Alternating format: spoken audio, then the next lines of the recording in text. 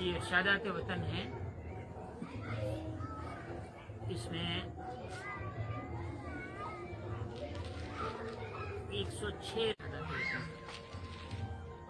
بڑے دنوں سے آرزو ہے، لیکن کام ہو نہیں رہا ہے۔ نہ اردو آج پڑھنے آتی ہے، اسکالرز بھی نہیں پڑھ سکتے، ایسی اردو اس میں بازو آ گئی ہے۔ سفر در وطن تو بالکل بہترین اسکالرز بھی راستے میں پہلے ہی جملے میں گر جاتے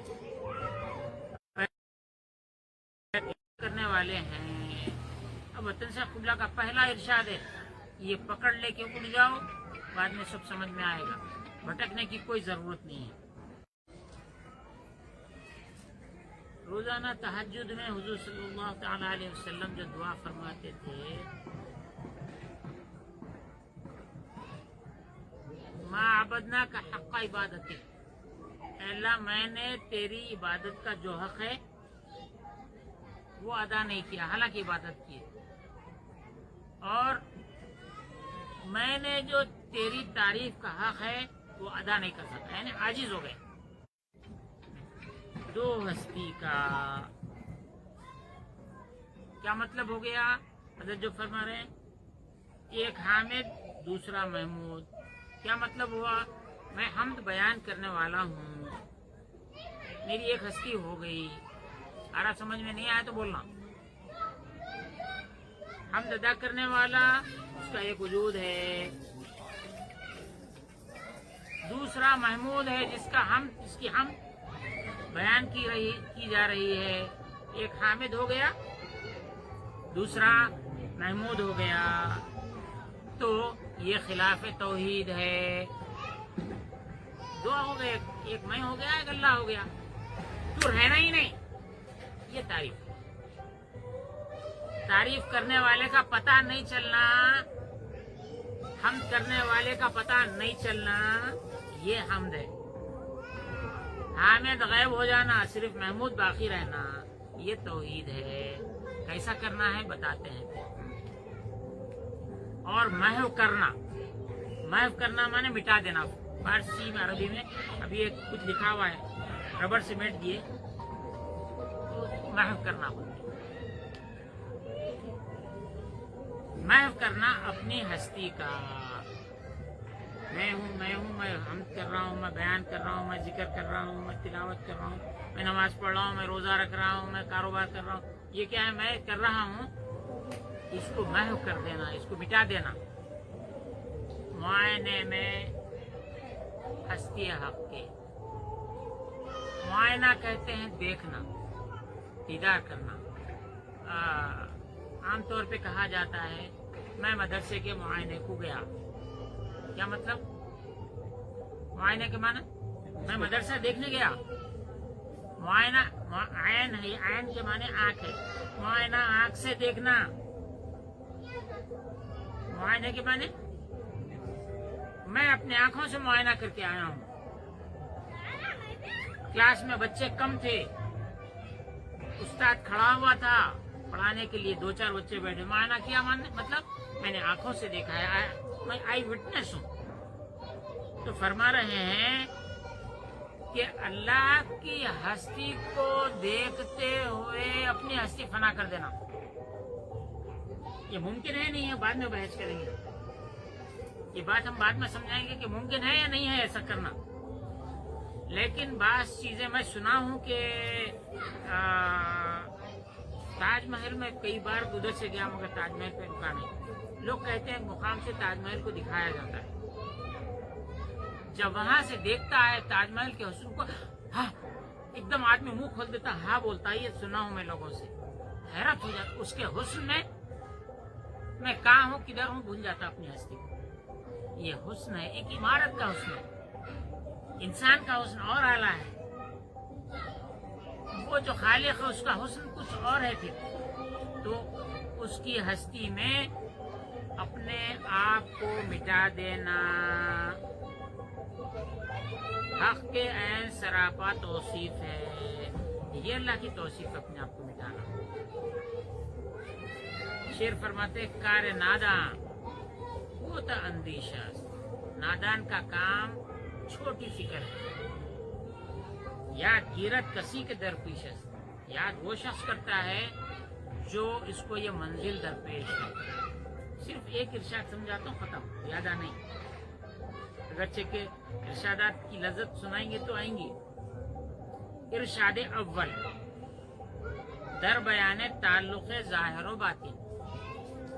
ہر انسان کا ایک ظاہر ہے، اس کا ایک باطن،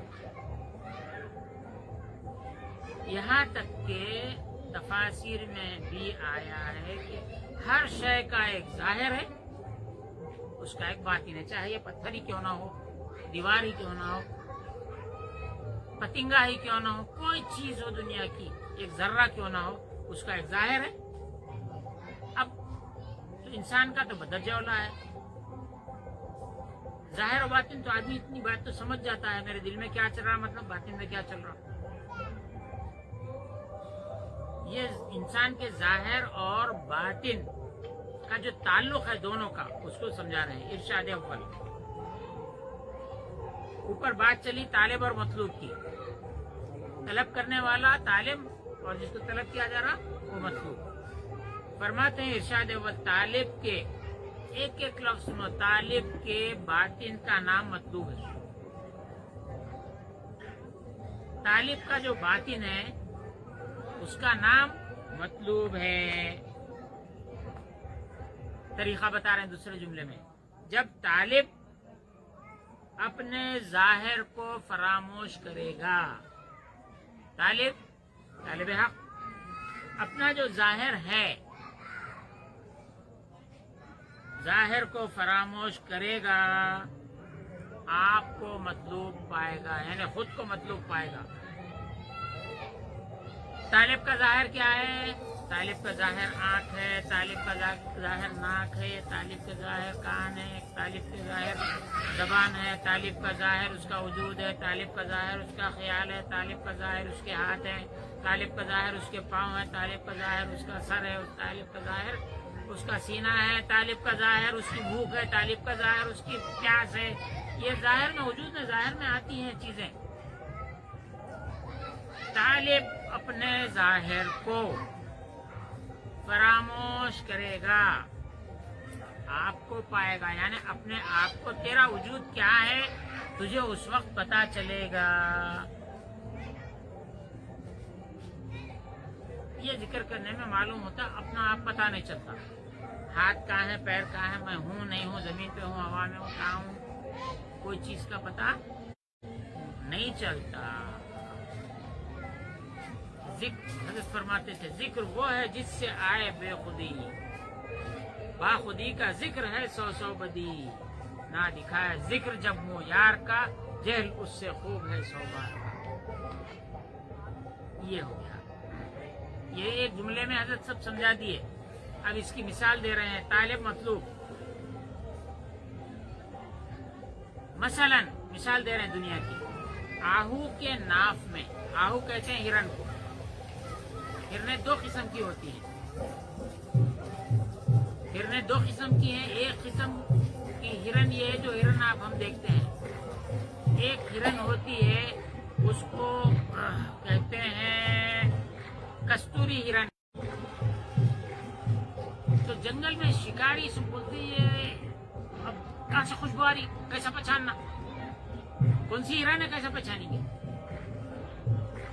تو ہوتا یہ ہے کہ اس کی سانسوں سے جو خوشبو نکلتی تو ہرن وہ خوشبو پہ عاشق ہو جاتی ہے، اس کو نہیں معلوم میری ناک سے نکل رہی، میرے منہ سے خوشبو نکل رہی۔ فرماتے ہیں آہو کی ناف میں جب مشک تیار ہو جاتا ہے، ہوتا ہے تو اس کی بو مہکتی ہے، اور اس آہو کا دماغ معطر ہو جاتا ہے، اس خوشبو سے اس کا دماغ معطر ہو جاتا ہوتا ہے۔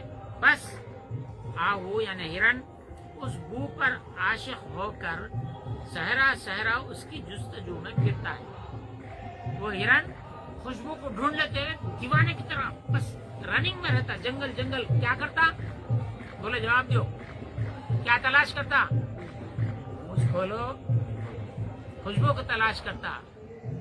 خوشبو کہاں سے نکل رہی؟ اس کے وجود سے نکل رہی، جس سے کیا ہو گیا؟ پورا جنگل معطر ہو گیا۔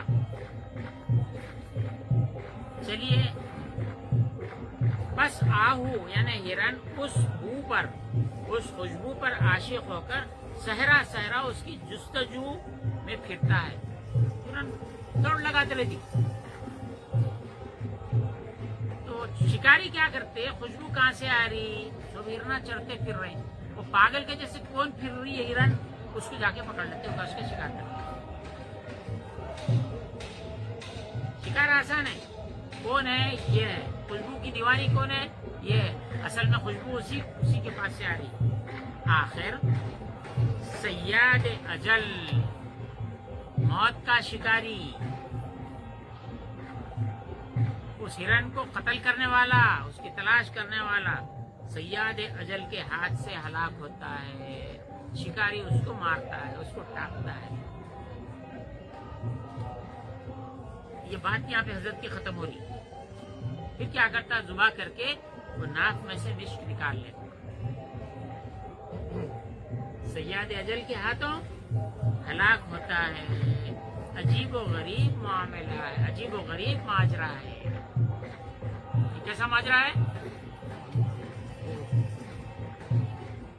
خوشبو اس کے ناف میں ہے، مشک اس کے ناف میں ہے، اس کو پتا نہیں ہے۔ عجیب و غریب ماجرا ہے۔ وَهُوَ مَعَكُمْ أَيْنَمَا كُنْتُمْ کا کنایا ہے۔ اللہ نے فرمایا قرآن مجید میں وَهُوَ، اور وہ یعنی اللہ، مَعَكُمْ تمہارے ساتھ ہے۔ اللہ ہر جان جتنی ہے وَهُوَ مَعَكُمْ، اور وہ تمہارے ساتھ ہے۔ أَيْنَمَا كُنْتُمْ، تم جہاں کہیں ہو، کہیں رہو، اور تم اللہ کی تلاش میں پھر رہے ہو۔ جب اللہ کی تلاش میں دیوانے کی طرح پھرنے لگے گے تو وہ اس کو اپنا لیتا ہے۔ اس کی محبت میں پھرنے والے کو اس کو قتیل محبت کہتے ہیں۔ کیا کہتے ہیں؟ جو محبت میں قتل ہو گیا۔ عجیب و غریب ماجرا ہے۔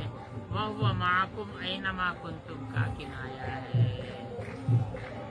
صلی اللہ تعالی علی خیر خلقہ سیدنا محمد والحمد للہ رب العالمین۔ صوفیہ اسی لیے ذکر کراتے ہیں اللہ حاضری، اللہ ناظری، اللہ معی۔ اللہ حاضر ہے، اللہ مجھے دیکھتا ہے، اللہ میرے ساتھ ہے، اللہ دیکھتا ہے، اللہ میرے ساتھ ہے، میرے ساتھ ہے۔ وہ رب سکتا ہے۔ السلام علیکم ورحمۃ اللہ وبرکاتہ۔ کھانا کھائیے۔ آج ارشاد اول پڑھے ہیں، دیکھیں گے آج۔ اب دیوانے وطن سمجھاؤں گا، سوچا نہیں سمجھا، چلو۔